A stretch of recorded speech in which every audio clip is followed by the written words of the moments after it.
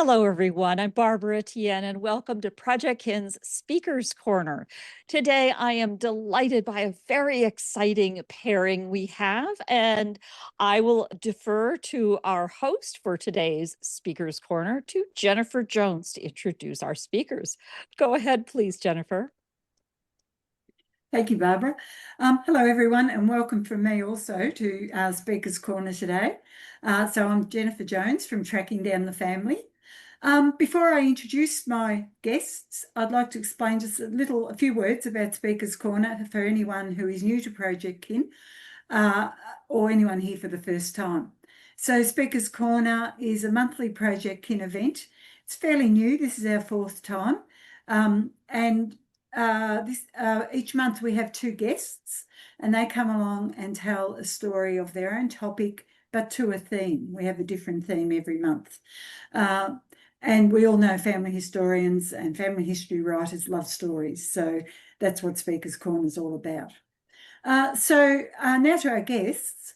I have Kathy Stone from Kathy's Corner, the Project Kin event, monthly event that we all know Kathy from, and also now from Kathy's Coaching. And we have Kyla Bayang from Root Squad Roundup. So both Kyla and Kathy have stories to tell us about their 19th century ancestors and their arrivals on the American continent, which you could imagine would have taken huge amounts of strength and resilience. So we'll hear from Kathy first, because we also always go in alphabetical order to Christian name. Over to you, Kathy. What I want to talk about today, first of all, I'm not a genealogist. I am a photo organizer who's now organizing her own family photos and trying to tell the stories behind them. So for me, it's a little bit different and I have no article written yet to share, but I now have the foundation for a good article. But what I want to talk about today in terms of resilience and overcoming, I think you could say tragedies for some of these things. I want to talk about my grandmother, Elizabeth Loudon Hodgson, or Lizzie, as she was known to my grandfather, Grammy, as she was known to all of her grandchildren, and Cookie is what the neighborhood kids called her when she was in the town because she made cookies all the time. So that was her nickname then. I want to acknowledge my cousin Janet Blondie for all the work she has done on our family history, because she has done a lot of the genealogy and background. And I've based my story today on my memories, information we've collected, and also an interview that Jan did with our Aunt Hazel. And by other recollections, and I'm not sure if my recollections are accurate or not, but I'm going to tell you what I remember. I never really thought about all the things that had happened to her in her lifetime, which I have to thank you, Jennifer, for inviting me. Gave me a new perspective and also made me learn more about some of the times that we don't really have a lot my grandmother went through. She was born in England, in County Durham, in Usworth, which is in north, as you can see by the map of England, northern England. And then I put a little map around. Usworth wasn't far from the coast in northern England. And the photo in the middle, my grandmother is the one on the right.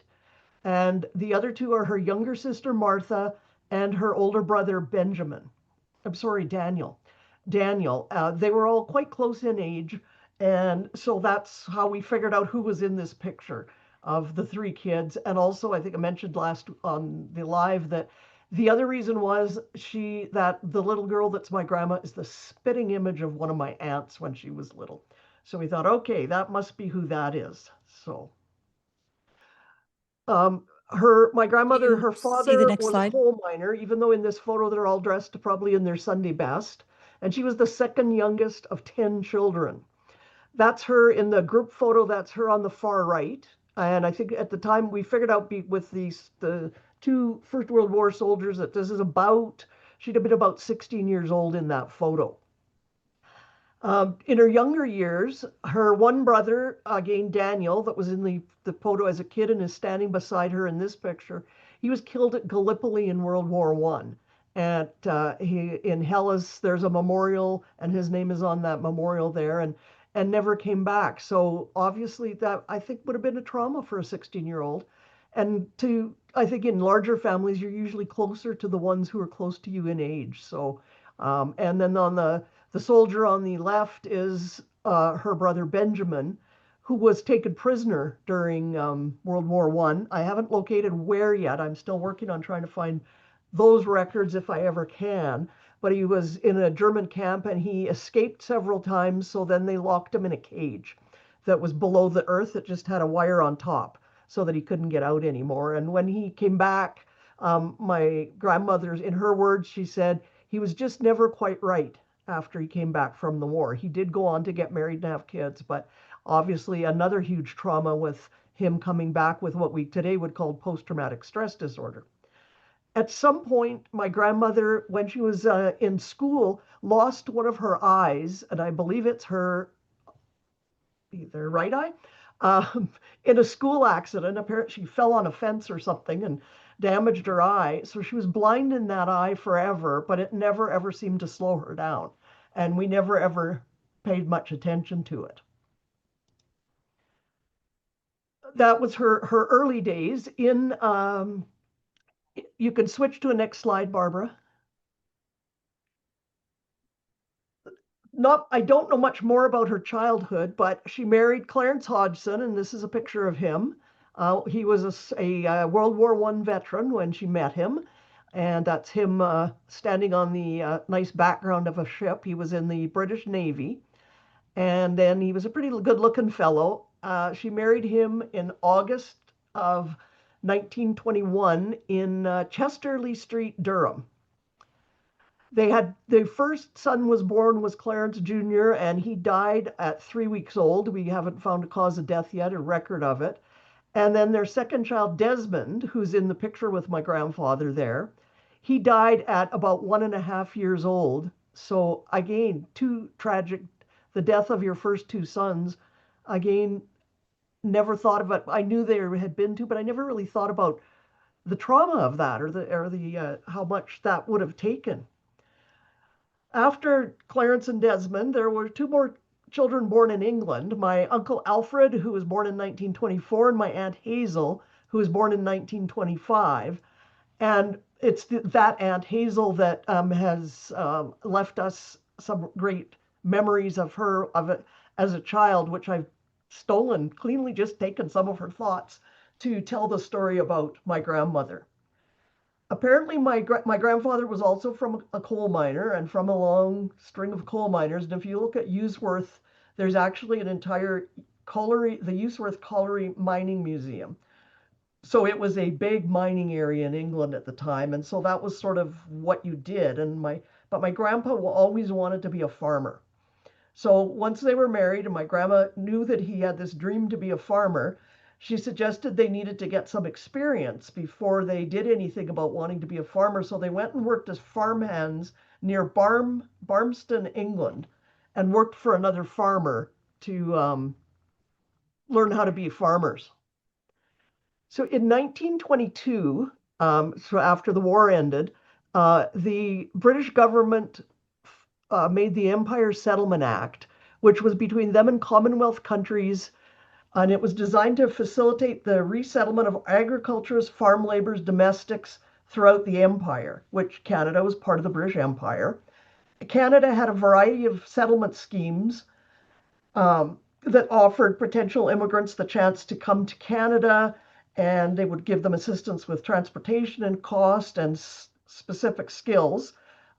So the posters there on the left side there are advertisements that were advertised in Britain to get people to come to Canada and farm, like Canada West, the new homeland. British boys, learn how to own your own farm in Canada. And then the other one. And so they were connected. Sponsoring the people coming to Canada was partly through the CP Rail and also partly through the Hudson's Bay Company, which owned a vast amounts of Western Canada at the time still. And that's another whole story to talk about someday about the Hudson's Bay Company too. So they sailed in from Liverpool on that ship there, that is the Cunard Scythia. They left Liverpool on the 6th of April in 1929 and arrived in Halifax on April 14th, 1929.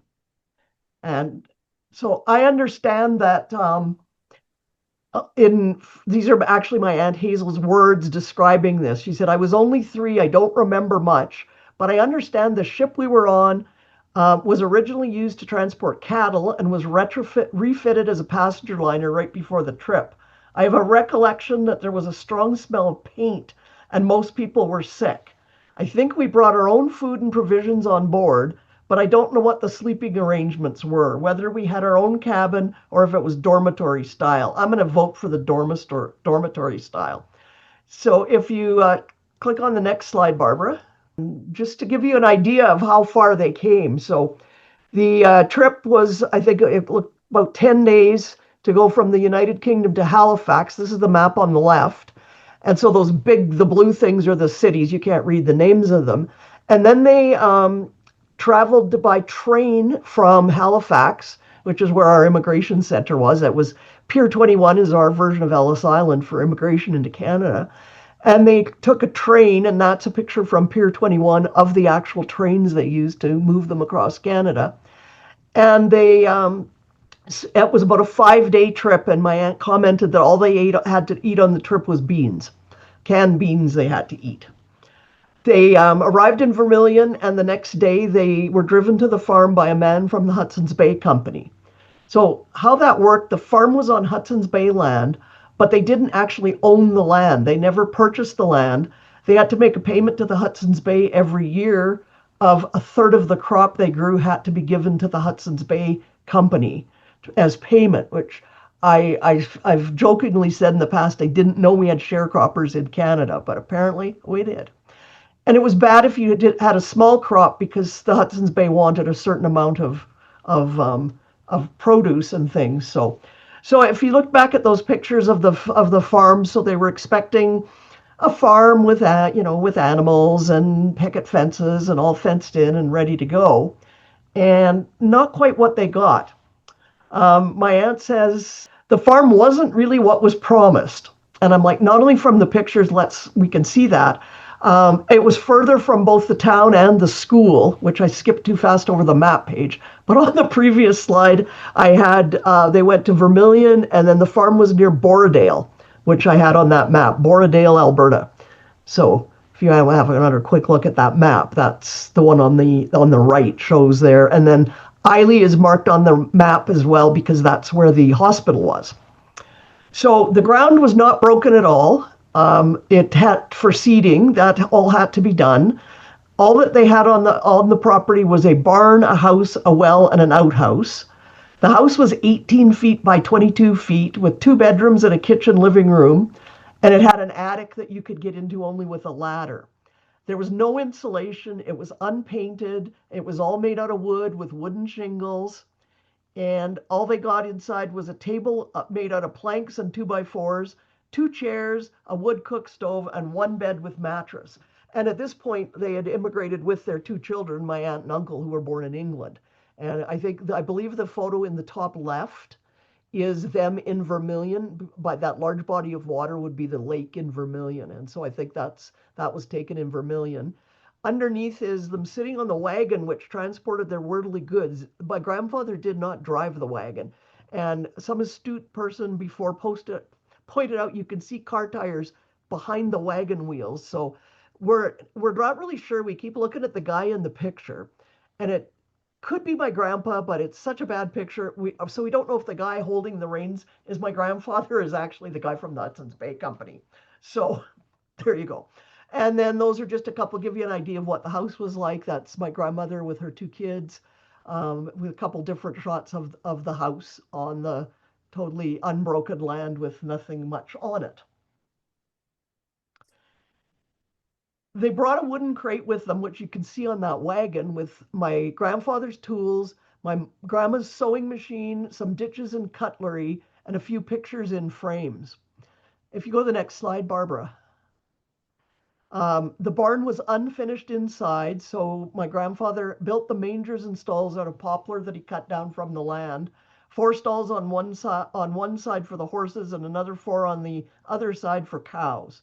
There was no hayloft, although there was enough space for one. And so here is my grandmother, the one who was born in England, and then came to this barren land in Canada with her in front of the barn with her two kids and a cow, which I don't know. I guess they had a little practice farming in England. The picture underneath is probably later on because they didn't have that plow when they first got to the farm. They only had a single farrow plow to use. And there she is in the top corner there with, this is a later picture because those are my twin aunts. So this is after 1938, but she's still there swinging a hammer and building stuff on the barn.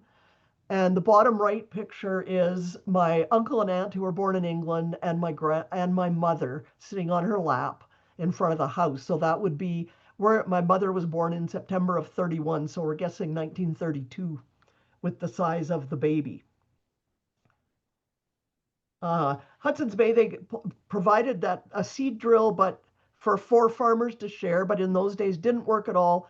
So my grandfather tied himself to the horses and plowed with the single farrow and broadcast his seed by hand in that first year. 1939 wasn't, or 29 wasn't the best year to come to Canada or anywhere in the West or in Southwest Alberta or in the US for that matter, because it was the beginning of the Great Depression and the drought that caused there to be hardly any value in wheat anymore. The bottom had fallen out of the market. So they were very poor. And the picture, my grandfather with my grandmother on the far left, and then the picture in the middle is my aunt, the one that I said is the spitting image of my grandmother in the little picture, if you look at those eyes. But what happened to them is they lost crops due to hail. They had really severe winters and couldn't deal with that. So when when the war, and they were doing the one story my aunt told and my mother told me the story too, is that when spring came, they were always excited when the chickens would start to lay eggs again in the spring. And one of the first times there was 1 egg only. And my grandmother told the kids that they were not to say a word about wanting the egg. That it had to go to my grandfather because he was working in the fields and he needed the protein from the egg. And so he came in after he finished to eat and he cut that egg into 6 pieces for for his kids to eat. So that I think is part of the hardships they faced. My aunt said at that point they were hearing stories of people who were in southern parts of Alberta or in the U.S.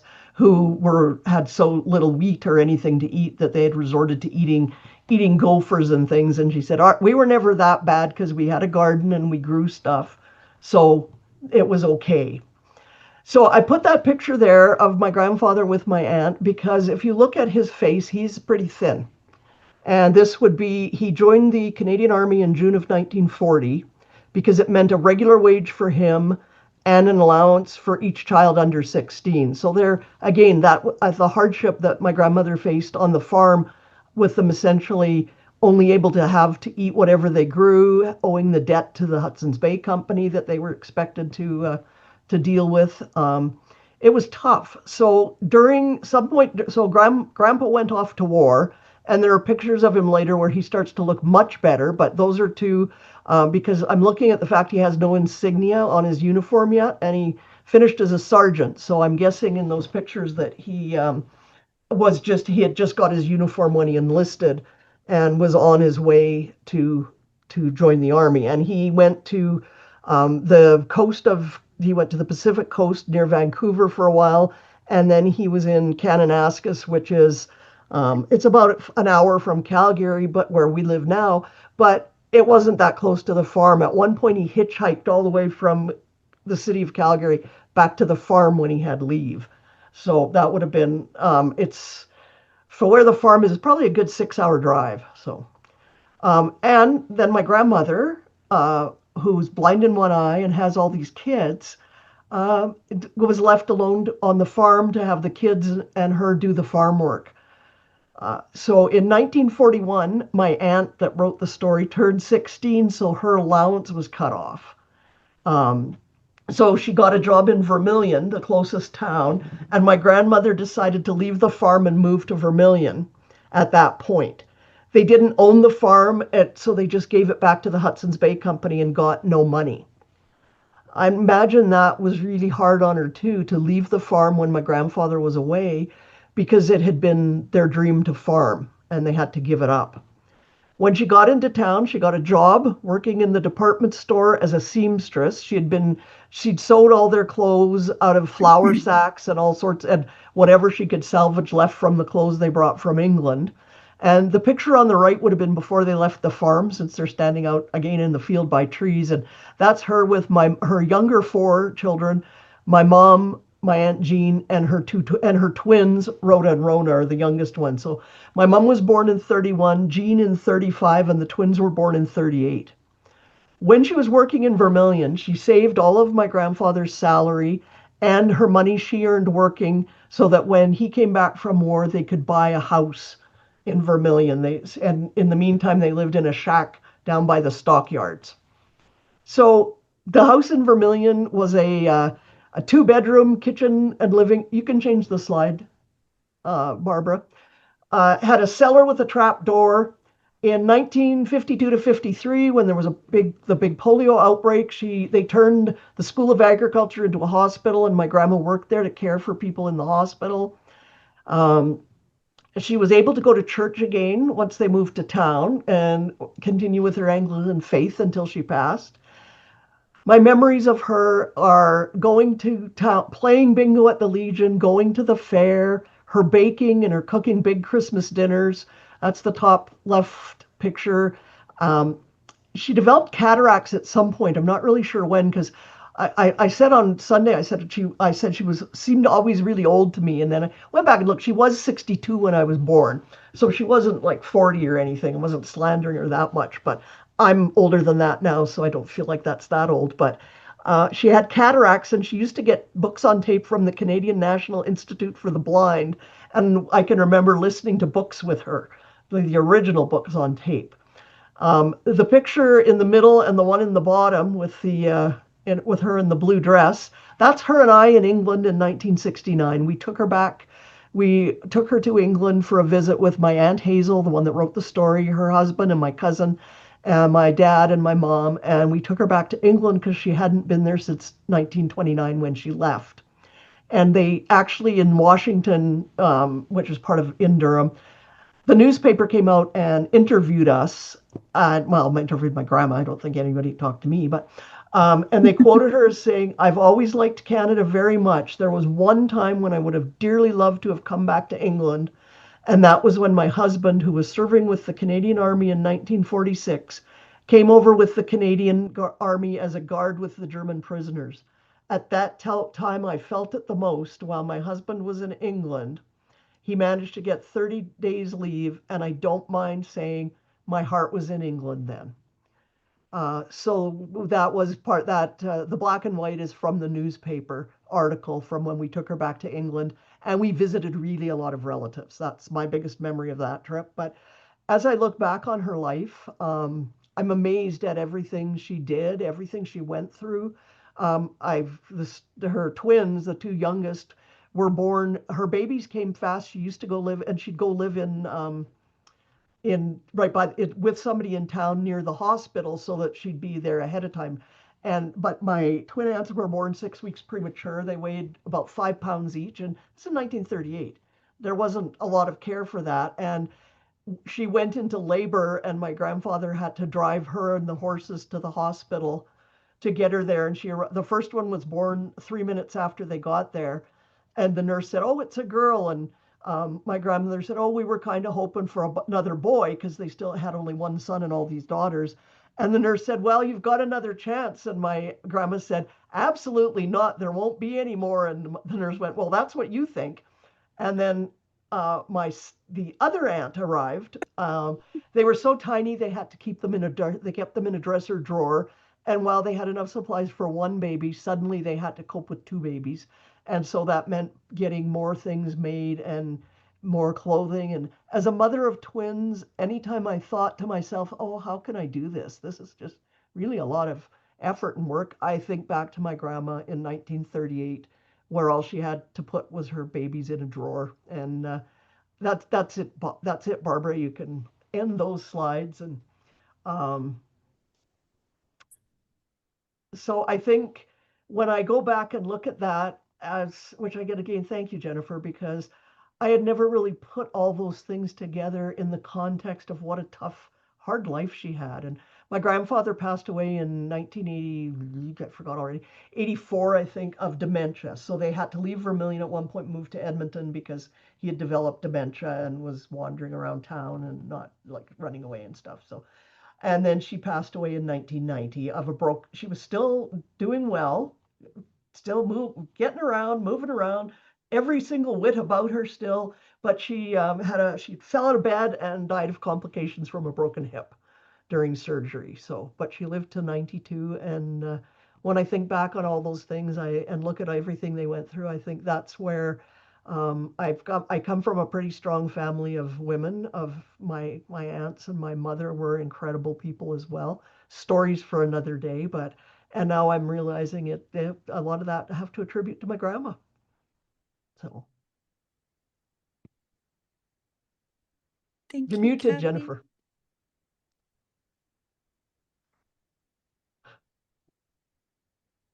That was It'll be on in wonderful a just second. to hear about your family, and your photos are fabulous. And I have a feeling that family photo you showed, there are a lot more stories to tell in that photo, Kathy. So Yeah, perhaps there's there's a a lot. new little sideline for you there. Yes, and a Yes, lot of stories about Grandpa. I had to I had to not. I kept saying, "Oh, don't get into that with Grandpa and what he yeah. did." After we're You can talking come about back to Grandma that here, but story. thank you because it's inspired me to work on my family stories. Maybe Yeah, actually take what I have my notes and write them on a piece of paper and then publish them yeah, which I've not yeah, been doing as of yet, but. Um, yeah. I was reading a post today and I forget who it was, but somebody had said something about the importance of being organized. And Barbara gave me a nice shout out about, well, that's something Kathy's taught us. And I'm like, yeah, Yeah, she apparently has taught you that, but she certainly yeah, has not done it herself because yeah, boy, are these things in a mess. So I have lots of work to yeah, do and I'm quite looking forward to it. So yeah. But Kathy, you're a great example of how what we like here at Speaker's Corner. It's about telling the stories and how different it is to tell the stories than it is to read about them or look at photos, or then you tell the story and it's a totally different thing. But I did love your posters about coming to Canada, oh like the yeah. ones I've seen from about coming to Australia. They show a storybook life, don't they? Well, I And would suspect it was the same time frame, Jennifer, that because it was yes, Commonwealth countries they were wanting people to settle in. I eliminated that. One of the things in the Empire Act was because they wanted to make sure they settled the colonies with good British values. yeah, yeah. But That's we won't go right. into that. But No, I imagine it was a similar thing than the same posters with Australia. yeah, exactly. And I Yeah. always think what a shock they must have got when they arrived. Yeah, yeah, same Yeah. here. Yeah. Okay, that's great, Kathy. Okay. Kyla, we'll go over to you to tell us your story. Okay. Very good. Well, thank you. I loved your story, Kathy. That was just awesome. And there's so many things. The big thing that I really want to agree with you so much is thank you, Jennifer, because just in preparing for this, I learned so many things about myself and about the families that I'm going to talk about. So thank you again for inviting us, for having us here. So um, what I'm going to do is I'm going to try to weave two stories together, because my first one, so it's a love story. So I'm gonna try to give you the story of the two of my ancestors and how they came together, um, and and um, and I'm also going to try to figure out a little bit in the stories of what gave them strength, what gave them the go on-ness, right? like because they had lots and lots of tragedies along the way, but what how did they go? The other thing that I wanted to talk about that I didn't really realize at all was that one of the things that I think that gave them a whole lot of strength was the fact of what was community, that they were with a group of people. I had in my mind, you know, this the ship of immigrants where maybe it's a family group coming, but that's it. But that's kind of not what happened with mine, with these two. And so that's kind of why it got me all interested. So I want to share that with you. Yeah, the community and just kind of how they found the way that I think that they did it is they found joy along the way, even with all of the tragedies. They had their little bits of joy. And so I want to kind of show you some of the things I found in the stories and the records and tell you some of that kind of stuff. So anyway, okay, I'm ready, Barbara, with the first slide. So I'm going to kind of start at the end because obviously I know y'all, we always have more information at the end of somebody's life, right? But so these are my two that I'm going to talk about, Edwin and Anna. So I'm going to start with Edwin. He was already 6 generations in colonial America. So his family had been here for a very, very long time when his part of the story starts. So it is, let's see, hold on. There it is, 1846. So a few years just prior to that, like about 2 years prior to that, his family, his parents converted from very long. It was a form of Methodist, basically. That's anyway a primitive Baptist. Sorry, primitive Baptist was Edwin's family. So for a very long time there. So anyway, but what happened is that they converted to the Church of Latter-day Saints, the Church of Jesus Christ of Latter-day Saints. Wasn't quite called that right then, but just shortly after that. But anyway, so they both joined that church and that community. And at that time, there was an incredible amount of persecution in that area for that particular faith. And so they decided as a group that they were going to move. And so he's 6 years old at this time. And they decided that they would go with a group of saints. And what they were going to do is they were actually planning to leave the United States and sail to all the way around to California, which at that time was actually part of Mexico. So they thought they were going to to another country. They were getting out of the United States, is what they were planning on doing. So anyway, so they sailed from New York. And this was not a ship that was an immigrating ship back and forth, right? They chartered this ship, and the whole group of them, they retrofitted it to take all of them. So they completely changed the inside to bring them all. And in the cargo, they brought everything to start their new community. They brought a printing press and all of the supplies to print a newspaper for 2 years. They brought tents and things that they needed. They brought 3 flour mills and 2 sawmills. They brought all of this equipment, medical equipment, tools for all of the trades that they could think of, all kinds of things to set up dry goods mercantile stores, 2 mercantile stores. They brought all that stuff. Anyway, not to mention all the water that they needed, all the animals that they needed to eat on the way, right? All the supplies for all of that stuff and their personal belongings, all that stuff on the ship, right? And I'm like, you got to be kidding me. And guess what else? 179 books. They brought a library of books. Isn't that cool? I'm like, okay, that made me really I happy. love it. Anyway, so yeah, so guess what they did? No, I'm just kidding. They read on the way, right? Anyway, Shall we so show you yeah, the next slide? yes, please. Very good. So this is the route. So they sailed from New York, and that it started in, I do not have the dates, the months, but I believe they started in January.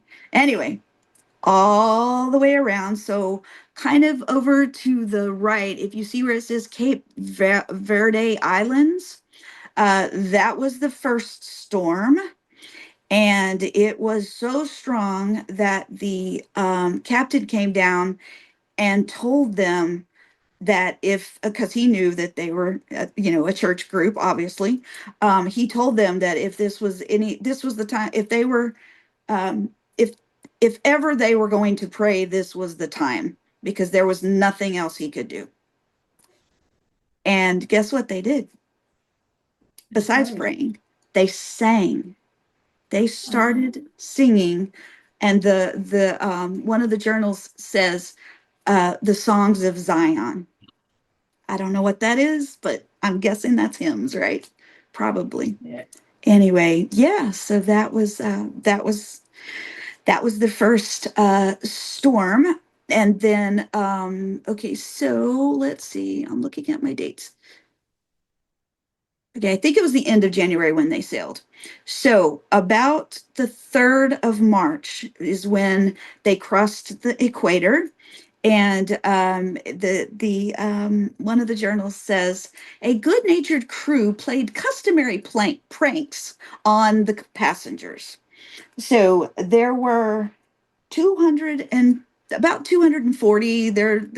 Some of the accounts are a little different on how many exactly were saints and how many were crew, but the estimate is that there's about 18 of them were crew. So anyway, so yeah, so they played pranks on the passengers, and it said because the weather was now summer-like, the children spent their days on deck, attending their schools, jumping rope, and engaged in all the other amusements resorted to pass off the time. Isn't that cool? So that's what they were doing on the way around the equator.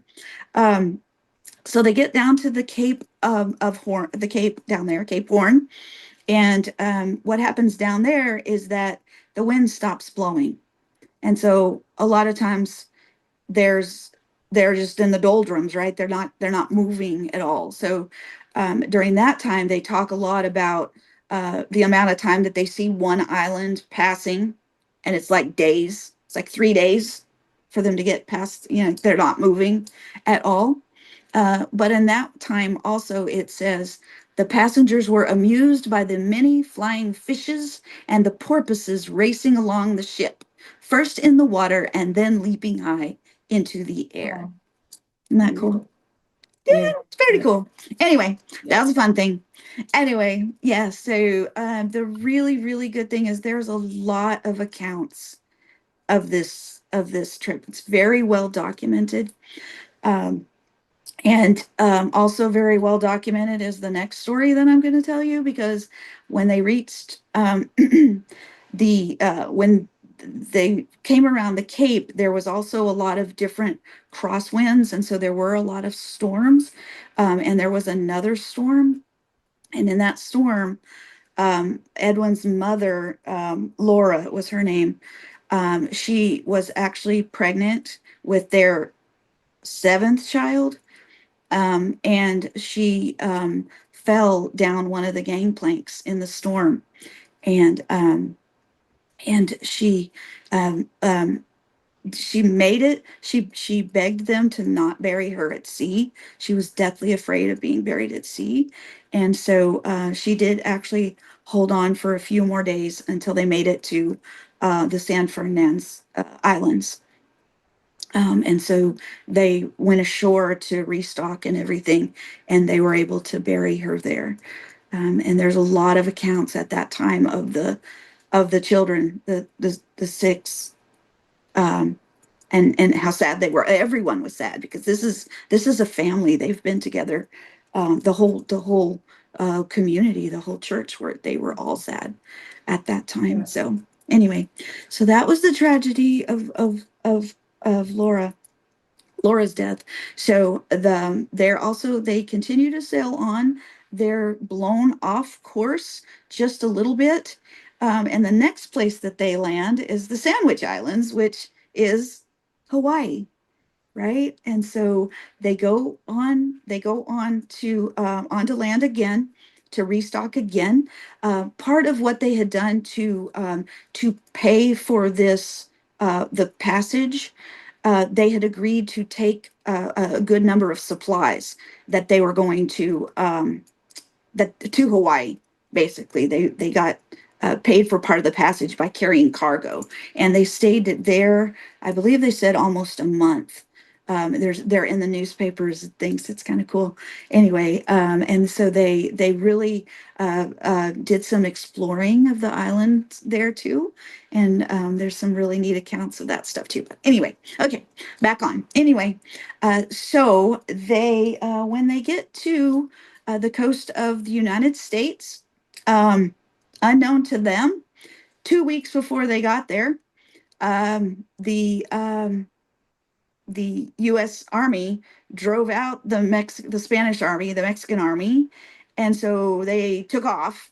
And so there was a flag as they came into the bay. There was a United States flag flying that they saw, and so they kind of had to change a little bit of their well, okay, what are we going to do now?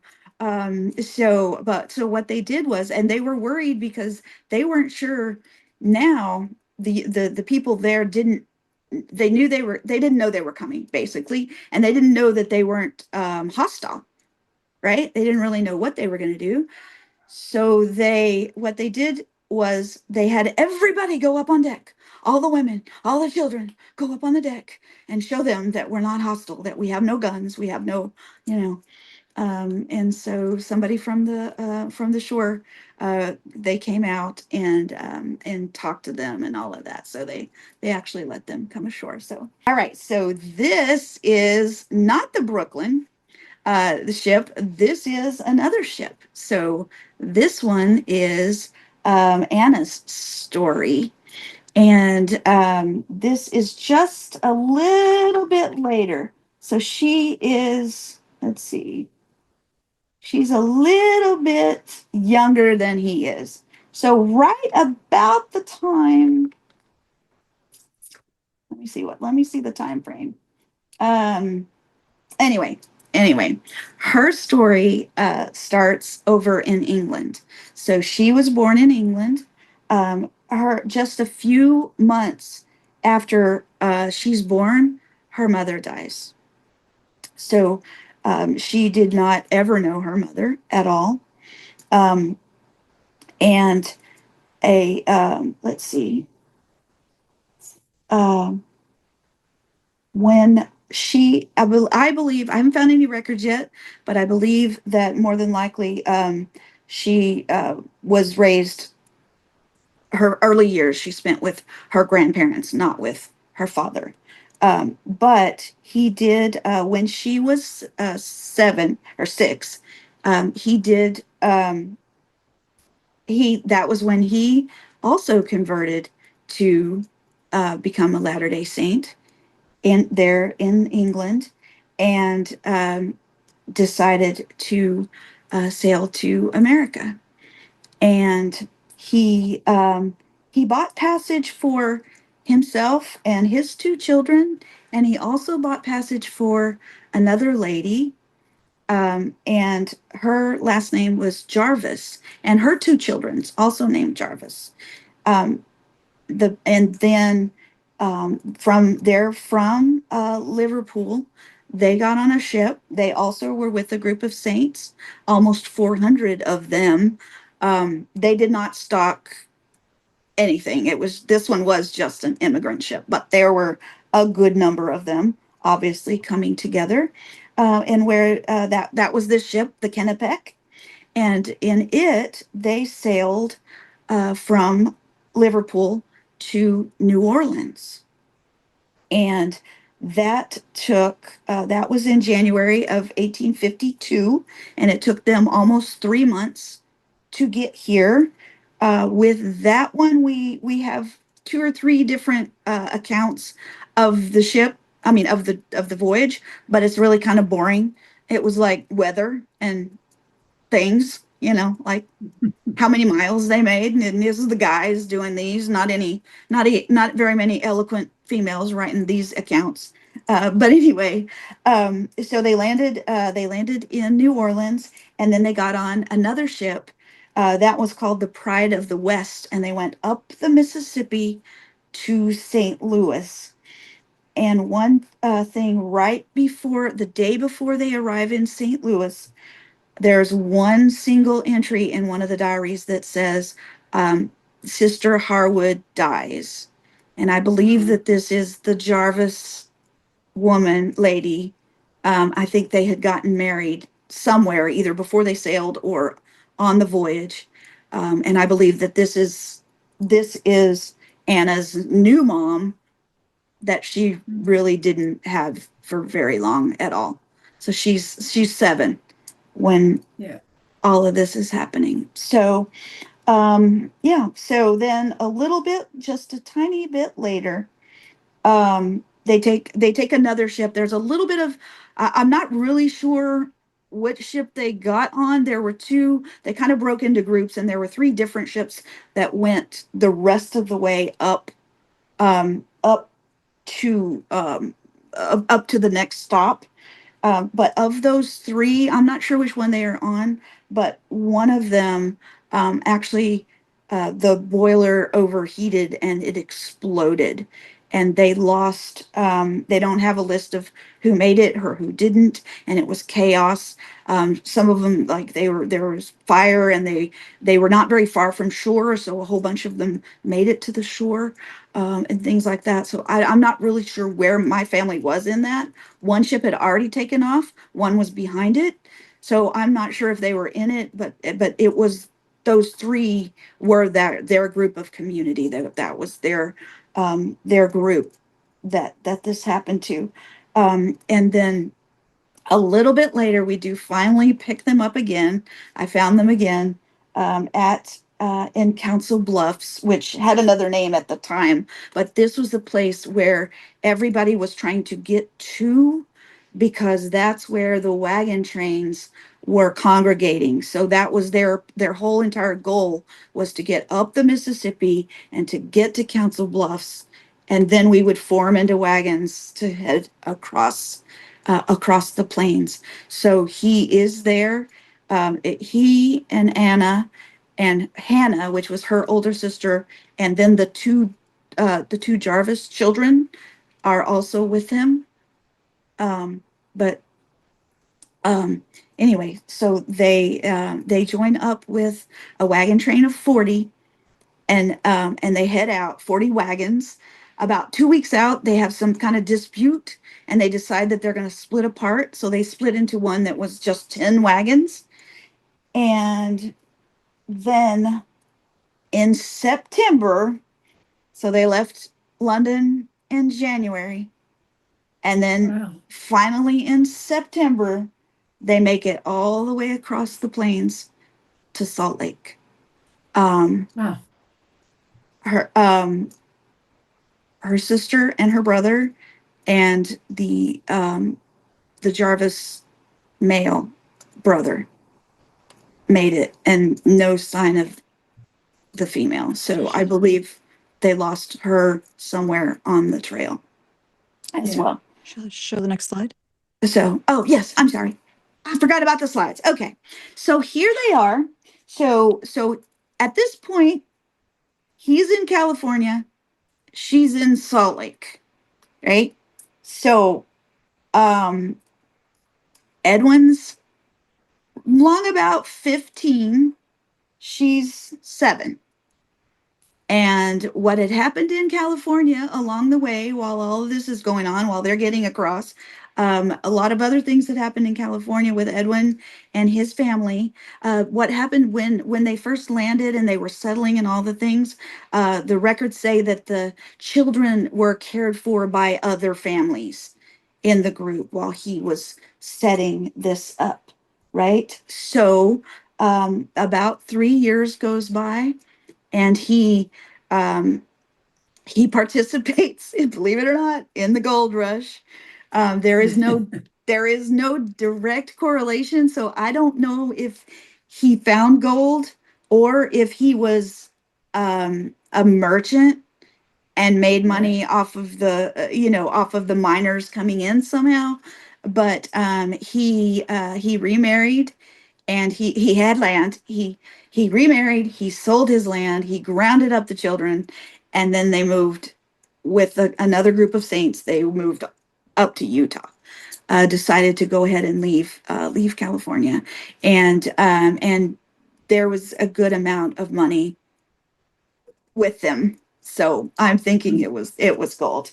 So anyway, Yeah. they very short amount of time in Salt Lake, and then decided to move down the road just a little bit to Lehigh. So it's about 40 miles south of Salt Lake. So that's where they are.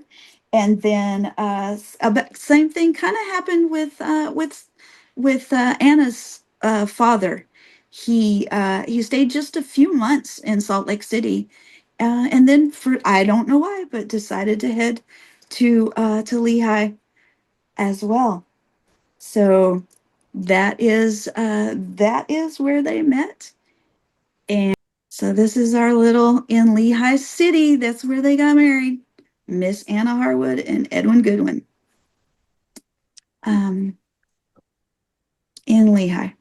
So Sweet. very good. Very good. Yes, indeed. Do I have another slide? Or is that it? I think so. That's it. That's it. That's it. So that's kind of course, their life goes on and on and on, and all kinds of hardships and all kinds of things. But those are the kinds of things that I found that I that's what I really do think is that even though that it was hard, I think there was joy along the way, you know? Yeah. Yeah. Oh, that's wonderful, Kyla. And I'm sure there was joy along the way for them. It sounded like, their voyage, as tough as it was, there was joy there too, with the kids playing and, the skipping and singing. There was lots of singing. singing. Yeah. It surprises me, the amount of equipment and stuff they took on the voyage that they could foresee that they would need when they resettled.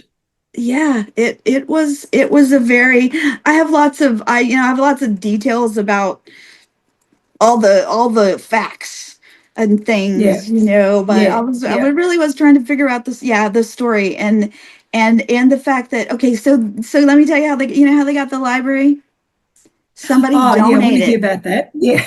Somebody donated it, and they actually at that time you could actually buy a whole group of, I forgot what it's called, but you could buy a set of books.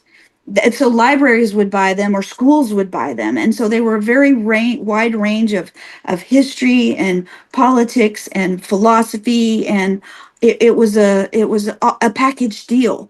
So they didn't pick out what books they were going to bring. Someone bought them this group of books and donated it. And one of the accounts says that that by that first storm, the library had already been read all the way through. I have a list. I do have a list, Kathy. Yeah. There's a list of what the books are. I know, right? It's like, oh gosh, it really is very well documented. There's all kinds of incredible stories and things that are out there. I also have. Do I have? Somebody tell me when I need to stop, because Okay. You're right. I'm good. Okay. Yep. So You're good. So let me tell you a story about something that I found. There is I'm sorry, I didn't give you a picture of it. Of course, there's, hundreds and hundreds of posts coming, right? Every time I Yeah, think of something, I course. got to tell you guys about this. But one of the things that I found in one of the sources, I just like I always do. I went to Wikipedia first, and I just went through the sources and just finding every single one. And one of them had a reference to an account book, Isaac's account book. That was the father, Isaac's account book, right? So I'm like, wait, what? Where's this at? And so I started looking, I started trying to find it. And it turns out it is at the church history library in Salt Lake City. And so I went and I actually got to see the actual account book. And so I'm looking at it, and it's dated 18, oh, I can't remember, 18, I think it's 39. Anyway, it's prior to the Brooklyn. Oh, So I think it went with them on the ship, right? Yeah, How else would it yeah. have gotten to Utah? yeah, yeah, yeah. That's what Oh, I'm that's thinking. amazing. Yeah, It's very, great very information. amazing. And Yeah. little teeny tiny clues in there in that book. At the very end of that book, he was working for he did some jobs and stuff, and he kept track of all of it. And he did there was one that he worked 3 days. He built a hearth and a fireplace for somebody, and they paid him $1.15 Oh, for 3 days. 3 days with 3 days work. yeah. So Yeah, and along and in yeah. that book, there's some other at the very end, he's doing some work for somebody, and I look down and I like recognize the name, and it's his future father-in-law. Oh, wow. Yeah, And so I'm yeah, like, yeah, okay. yeah, So those are the kind of the yeah, preview stories, yeah, yeah, the prequel, if you will. yeah, yeah, yeah. And we look forward to hearing more about it, Kyla. And I think you'll have to come back again and keep us updated. The I crazies. just love that they bought books. And Kylie, this is where your love of books came from. Yes, exactly. Exactly. Yeah, so Any does questions? anyone have any questions for Kyla or Kathy? I think, I was Did you have thinking anything, Barbara? like about Sorry? what Kathy said about applying it to us, right? Yeah, yeah, It's like I when I think about myself, like I've got that's it, that the communities, it makes it makes such a difference when you're yeah. going through something that's hard. Exactly, exactly. And I think both of your stories remind me, I mean, I've had a great life, but I've had, a couple of challenges along the way, as we probably all have. And they were nothing, really. They were nothing compared to what our pioneering ancestors had. And, they didn't take anywhere near the strength and resilience it took for them to sort of get on with things and, create the life that we've got today, really. So, Mhm. yeah, yeah. Right. Yeah. So thank you so much for both your stories. They both just demonstrated strength and resilience in spades. So thank you, thank you. Just before we go, I'll just tell you quickly about what's coming up on Speaker's Corner in December. So we're getting very close to the end of the year, so we're going to have a little end of year celebration, and all our guests, I think all of them, maybe missing one, but all but one perhaps, are coming back to visit us to bring us another story, but only a short story this time, about their experience of the holiday period, Christmas, holidays, food, travel, family, memories, whatever they decide to chat to us about. So it's going to be great fun. And there are so many of us, of them, who are going to speak that we can't fit you all in one Zoom. So we're going to have two. So on Speaker's Corner Day, the normal Speaker's Corner Day, we will have two sessions, one at each time zone. So you can choose which one that you'd like to come to, or you can come to both. And on that, don't forget to register. It's a free event as usual, but you do need to register to get your Zoom link. So I think, oh no, I just wanted to speak to next year. I said in the preview that we had one spot left for 2026 and it was otherwise booked out. Well, that is now gone. So 2026 is completely booked out, which just blows my mind. I can't believe it. Never ever thought we would be in that situation. So what I'm planning to do next year while, we're hearing all these speakers and having a great time is I'd like to create a list of anyone who would like to come and chat to us in 2026. If we have, as we know, plan A often goes to plan B. And, if anything comes up and someone can't make it and we need a speaker to slot in, it would be nice to have a list.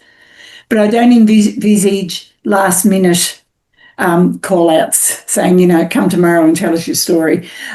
You'll get plenty of notice.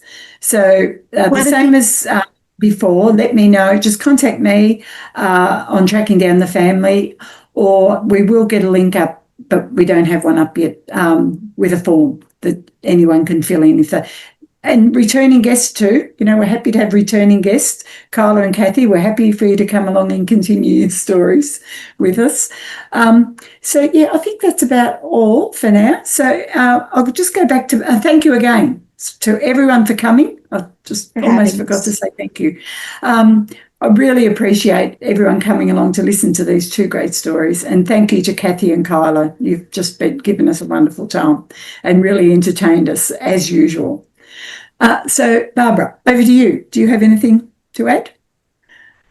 You've done a beautiful job summarizing it. I'm absolutely thrilled. I think the one takeaway that I have, and I think is a suitable wrap up, Kathy, I know noticed you're off mute if you want to chime in with something else, but I'm just so struck by the difference between a written post and a story told. You don't remember what the date is and you can't quite remember what this piece is.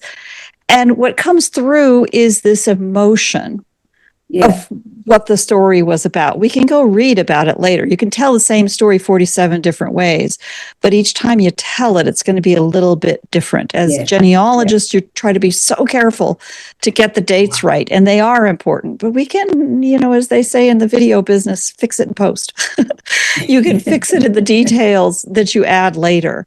And that's what matters. All of our speakers get access to, I will send you a link to the recordings of these programs because I really want them to be a treasure for you and your family. Edit and clip and do anything you want with it. But it's those voices of grandma, grandpa telling the stories that I think just has that potential. I wish I had something like that for my grandparents whose stories are passed down to me. Yeah. Anything Absolutely. else? Yeah. And I think Kathy and Kyla's stories today really demonstrated the power of the telling of the story. They really did. Exactly. Yeah. Because neither of these stories really have been written yet. So it will be great to catch up with the written story, Kyla and Kathy, when they are published. But it's a great power. I did this on purpose. I did it that way on purpose. I tried to not write it first. So clever. Yeah. So clever. Yeah, it's clever. And the telling of the story will give you a bit of an idea of which way to go too. So, Thank you so much. Yep. Thanks for having us. No, thank you. Thank you, everyone. Thank you. Thank you for coming. Bye-bye. Bye. Take care now. Bye-bye.